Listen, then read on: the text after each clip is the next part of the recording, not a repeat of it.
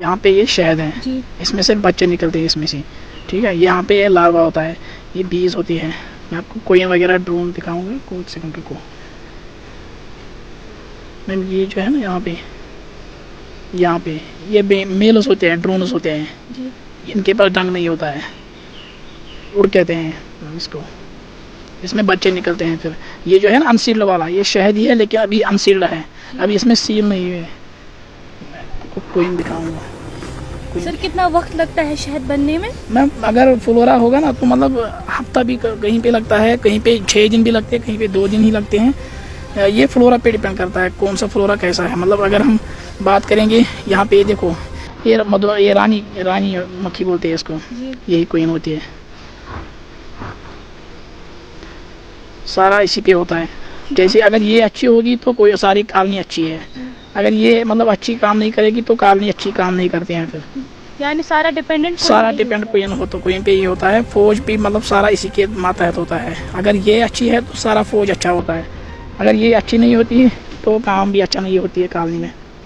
जी हाँ, इसमें अभी शहद भी है, ये हनी ड्यू से आया है ये शहद।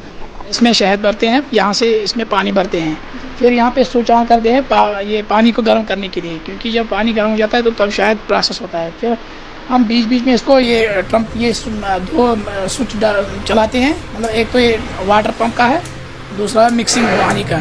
तो फिर इसके बाद मॉइस्चर रिडक्शन करते हैं हम, फिर उसके बाद फिल्ट्रेशन का पंप आता है। फिर फिल्ट्रेशन पंप ऑन जब करते हैं तो पहले उसमें शहद जाता है, फिर उसके बाद इसमें जाता है, उसके बाद इसमें और यहाँ से यहाँ पर जी, फिर यहाँ आ जाता है।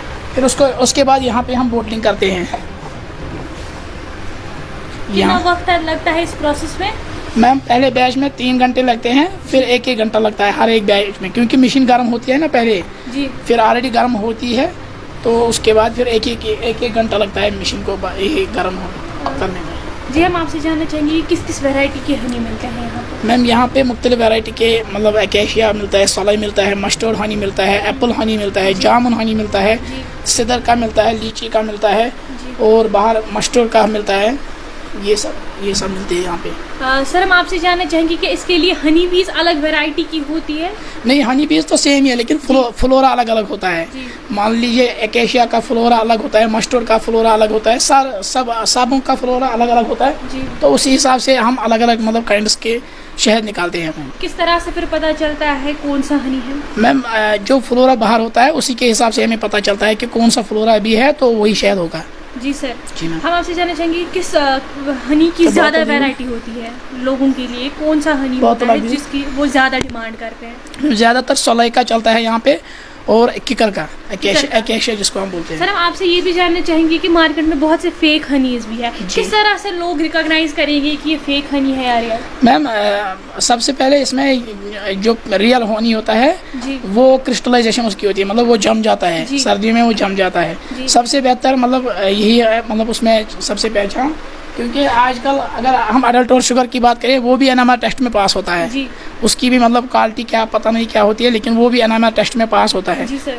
अभी तो हम ये सब ट्रस्ट पे करते हैं, जितना ट्रस्ट होता है उसी हिसाब से हम बोलते हैं कि शहद मतलब प्योर देता है। लेकिन फिर भी अगर लोगों को लाना हो तो किस तरह से घर पे देखेंगे कि रियल हनी, यानी कोई टेस्ट या कुछ और जो घर पे कर सके? मैम घर पे कर सके, मतलब अगर पानी का गिलास लेंगे तो उसमें शहद का चम्मच अगर सीधा मतलब गल जाए तो वो शहद प्योर नहीं है, अगर वो नीचे जम जाए फिर धीरे धीरे गल जाए तो वो प्योर होता है, और दूसरा जब शहद क्रिस्टलाइजेशन होता है तो वो प्योर होता है। जी सर। जी मैम।